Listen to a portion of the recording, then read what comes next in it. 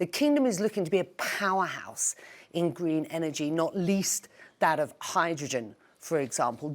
Are you on track at this point? I have to say, over the years, and still I find when I'm talking about the Saudi economy to people, that there is some skepticism still about how real that green transition is. So here's your opportunity to just put it on the table. We are very committed to it. We have been warning the world for the last 40 years that the world needs to find alternative sources of energy because oil is finite and the production of oil is limited. But however, the world's appetite for energy is unlimited, and that the additional increase of energy supplies have to come from non-oil resources. We've been saying this since the late 70s and early 1980s, consistently. We were one of the first countries to experiment with solar energy when we established 2 towns running completely on solar more than 40 years ago.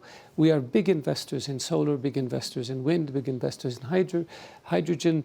We are committed to it because that's where the future is. We are big investors in high power transmission lines because we want to be able to connect our green energy to markets in Europe and elsewhere. That's where the future is, and it's extremely profitable, and we intend to take full advantage of it. There will be no going around fossil fuels. Any way you slice it, fossil fuels will be around for many, many decades because the world needs fossil fuels because they're economical, and the important thing will be to be able to produce it efficiently, cleanly, do whatever we can to make sure that it becomes a force for contributing to the environment. And we are against providing unrealistic expectations to people.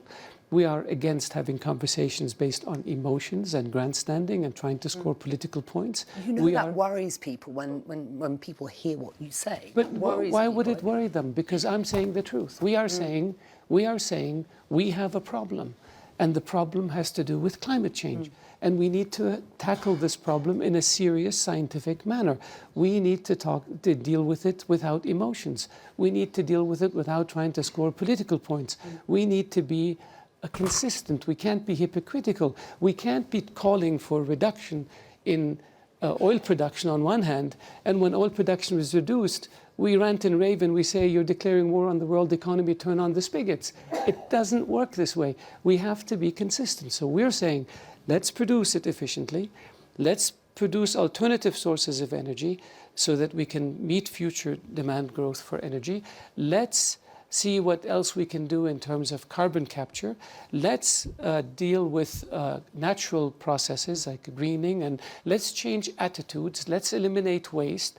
Let's eliminate factors that can contribute negatively to our climate, and let's fix this problem. We have the science, we have the resources, we believe, as a global community.